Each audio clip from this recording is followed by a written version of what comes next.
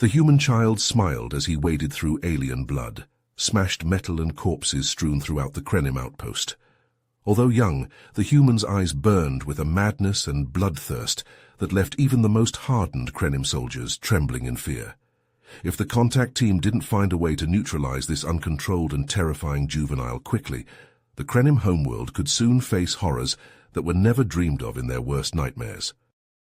Just hours earlier, peaceful normalcy reigned as the most venerated members of the cautious Krenim High Council reconvened on the homeworld for their regular weekly meeting. Presiding over the gathering of elderly councillors was Nox, the weathered and experienced leader who had guided their isolationist policies for decades. As the typical mundane agenda points concluded, a breathless aide burst into the chamber, carrying news of a shocking development from a remote scientific outpost near Krenim Space's edge. The outpost had detected a damaged alien vessel crash landing on their planet. Nox decreed they must investigate, but proceed with utmost caution. Despite concerns from some isolationist councillors, Nox selected his protégé Vox to lead a contact party of 10 scientists and 5 security personnel. Their mission: assess the threat and attempt establishing peaceful relations if feasible. The team boarded a shuttle and departed for the distant outpost. But as Vox's team approached, they received a frantic distress call from the outpost. The unknown visitors had smashed through defenses and breached the facility with shocking ease. Panicked screams and sounds of destruction blared through the comlink before it abruptly cut off into ominous silence. Vox and his team exchanged looks of dread, realizing they were woefully unprepared for an adversary that could overwhelm 50 trained Krenim personnel so effortlessly. With the outpost overrun and its fate unknown, the entire Krenim species now faced a threat unlike any before, and their very survival hung in the balance. The shuttle touched down on the planet's surface, kicking up a thick cloud of dust as its engines powered down. The outpost loomed ahead, an eerie stillness hanging over the facility that sent a chill down Vox's spine. He glanced at his team, their faces etched with uncertainty and fear. They knew the dangers that potentially awaited them inside, but they had a mission to complete. Vox took a deep breath, steeling himself for what lay ahead. Remember, we're here to investigate and gather information. Stay alert and watch each other's backs. His team nodded, their weapons drawn and at the ready. As they cautiously entered the outpost, the silence was deafening. The once bustling facility now felt like a tomb, devoid of any signs of life. Vox led his team through the darkened corridors, their footsteps echoing off the metal walls. The first signs of the horror that had unfolded here soon became apparent. Rounding a corner, they stumbled upon the bodies of Krenim scientists and security personnel. Vox felt his stomach lurch at the sight of the mutilated corpses, their limbs twisted and torn in ways that defied explanation. He fought back the urge to retch, his mind reeling at the thought of what could have caused such devastation. "Collect samples and data," Vox ordered, his voice strained. "We need to find out what did this." His team set to work, their movements mechanical as they tried to process the gruesome scene before them. Suddenly a faint sound caught Vox's attention. It was a soft whimpering, barely audible over the hum of the outpost's systems. He signaled to 2 of his security personnel, and they cautiously approached a nearby storage room, the source of the noise. As they opened the door, Vox's eyes widened in shock. Huddled in the corner was a small human child no more than 6 years old. The boy's blonde hair was matted with sweat, and his blue eyes were filled with a mixture of fear and curiosity as he looked up at the Krenim. Vox holstered his weapon, realizing the child posed no immediate threat.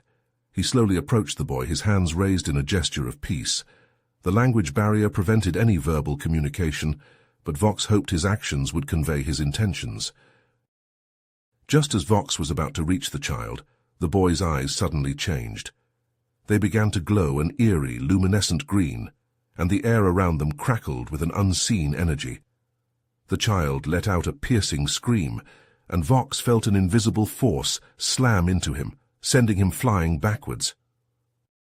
He crashed into the wall of the corridor, his team members thrown aside like rag dolls. Vox struggled to regain his footing, his head spinning from the impact. As he looked up, He saw the boy levitating a few feet off the ground, his hair and clothing whipping around him as if caught in a fierce wind. The team, frozen in terror, could only watch as the child began to speak.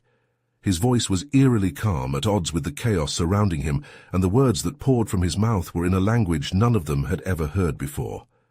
The sound sent shivers down their spines, and Vox knew that whatever they had stumbled upon. The terror that gripped Vox intensified as his translator implant deciphered the boy's chilling words. "You have trespassed on our territory. Your kind will be punished for their insolence." The implications of the message were clear. The child was not alone, and the Krenim had unwittingly stumbled into a situation far more dangerous than they could have ever imagined. Vox, desperate to find a peaceful resolution, tried to reason with the boy. "We mean you no harm," he said, his voice trembling slightly. "We came here in peace, only to understand what happened to our outpost. Please let us help you." The boy, however, seemed uninterested in Vox's words.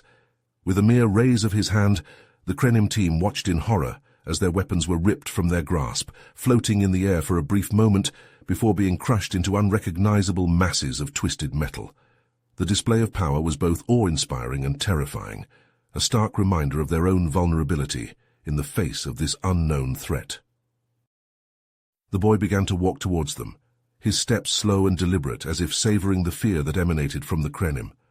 Vox, his mind racing, spotted a fire extinguisher on the wall nearby. In a last-ditch effort to buy his team some time, he grabbed the extinguisher and hurled it at the boy, hoping to distract him long enough for them to make their escape. To Vox's surprise, the extinguisher froze in mid-air, hovering mere inches from the boy's face. The child regarded it with a curious tilt of his head, as if studying an unfamiliar object. Then, with a simple clench of his fist, the extinguisher imploded, crumpling in on itself like a tin can under the force of an invisible hand. The futility of their situation became painfully clear to Vox. They were outmatched in every way, and their only hope now was to retreat and warn the High Council of the imminent danger. "Fall back to the shuttle," he ordered, his voice laced with urgency. "We need to get out of here now." As they fled through the corridors, the boy's voice echoed behind them, taunting them with promises of the horrors that awaited their species once the rest of his kind arrived. The words chilled Vox to the bone, images of the mutilated corpses they had discovered flashing through his mind. Just as they reached the shuttle, a loud mechanical roar erupted from outside the outpost. The sound was unlike anything Vox had ever heard, a guttural cry that seemed to shake the very foundations of the facility. As they scrambled aboard the shuttle, a sense of dread settled over the team, the realization that their situation was far more dire than they could have ever imagined. The metal door of the outpost screeched open as Vox and his battered team stumbled out into the dusty air. Their hearts pounded, their breaths ragged as they fled from the horrors within. But as they emerged into the fading light, a sight awaited them that froze the blood in their veins. Towering over the outpost, blotting out the twin suns, stood a creature of unimaginable nightmare. It was gargantuan, easily 100 feet tall, a twisted fusion of putrid flesh and gleaming metal. Its form vaguely resembled a humanoid, but warped and distorted into a grotesque abomination. The head was a bulbous, pulsating mass, like a human skull stretched and mutated beyond recognition.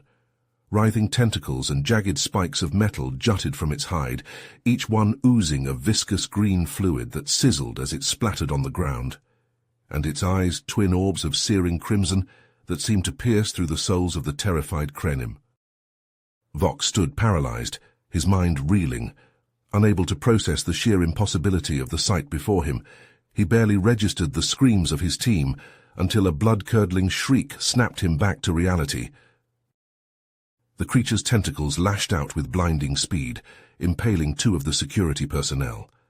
They dangled in the air, skewered like grotesque puppets, as the appendages retracted, dragging their twitching bodies toward a gaping maw filled with razor-sharp fangs. Snapping out of their stupor, the remaining team members made a frantic dash for the shuttle. They fired their weapons at the creature in a futile attempt to slow its advance, but the shots merely ricocheted off its hide, like pebbles bouncing off a tank. As they neared the shuttle, a deep rumble shook the earth beneath their feet. To their horror, the ground erupted as dozens more creatures burst forth, each one more terrifying than the last. They were surrounded, hopelessly outnumbered and outmatched. Vox made a split-second decision, born of desperation and the primal need to survive. "Take off!" he screamed at the pilot, even as his heart wrenched with the knowledge of what he was doing. "Get us out of here, now!" The pilot hesitated for a fraction of a second, his eyes wide with disbelief and terror, but he obeyed, slamming the throttle forward. The engines roared to life, and the shuttle lurched into the air, leaving the remnants of the team behind as a distraction for the nightmarish horde. As the shuttle tore through the sky, Vox collapsed into his seat, his body shaking uncontrollably. He forced himself to look out the window, to witness the fate he had condemned his men to. The creatures swarmed over the outpost, their tentacles and claws ripping through metal and stone like paper. The screams of the dying echoed in Vox's mind, even as the shuttle carried him away from the carnage. Vox's shuttle tore through the Krenim homeworld's atmosphere, the once familiar skyline now a twisted mockery of its former self. As he descended towards the capital city, his heart sank at the sight of the devastation that greeted him.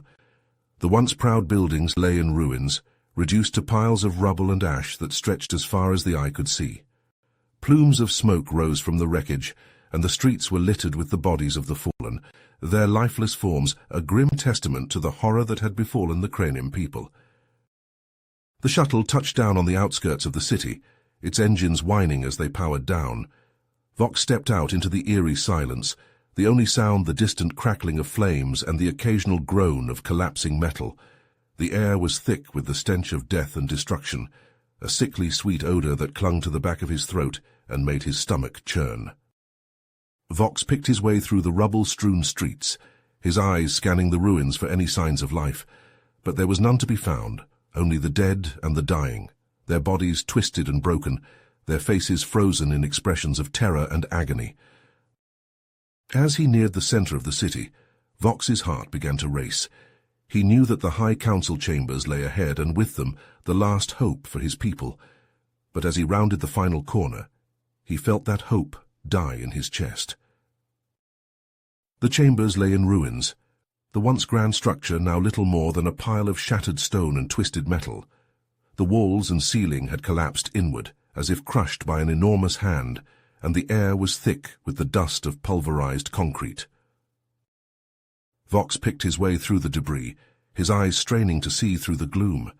And then he saw it, a figure lying prone amidst the rubble, its body broken and battered almost beyond recognition. But even in death, there was no mistaking the proud features of Nox, the leader of the Krenim people. Vox rushed to Nox's side, his hands shaking as he reached out to touch the fallen leader's face. To his surprise, Nox's eyes fluttered open, his gaze unfocused and filled with pain.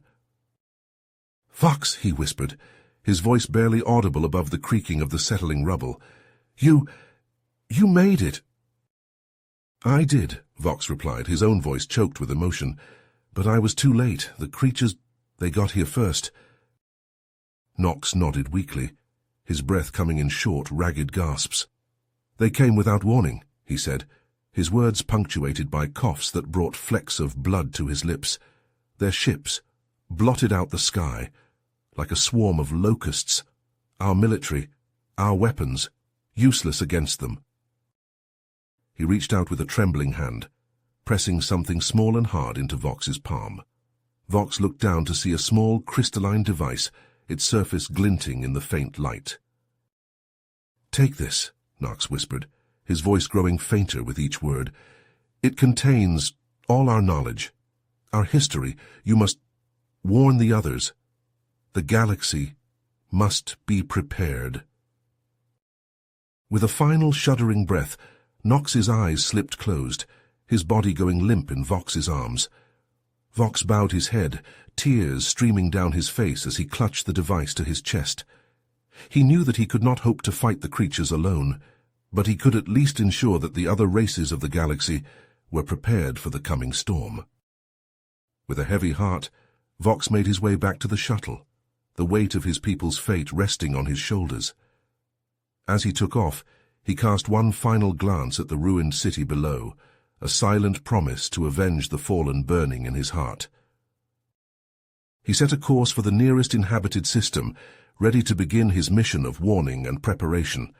As the Krenim homeworld faded from view, Vox couldn't help but feel a sense of guilt and regret, knowing that he had been powerless to save his own people from the horrors that had befallen them. But he pushed those feelings aside, focusing instead on the task at hand. He could only hope that by warning the others, he could prevent the same fate from befalling them as well. The true horror of the creatures had only just begun. You have reached the end of the story. If you enjoyed this story and want to support us, please leave a like and subscribe to our channel, and for every comment that says 88, I will heart every single one of them. Thank you for your time.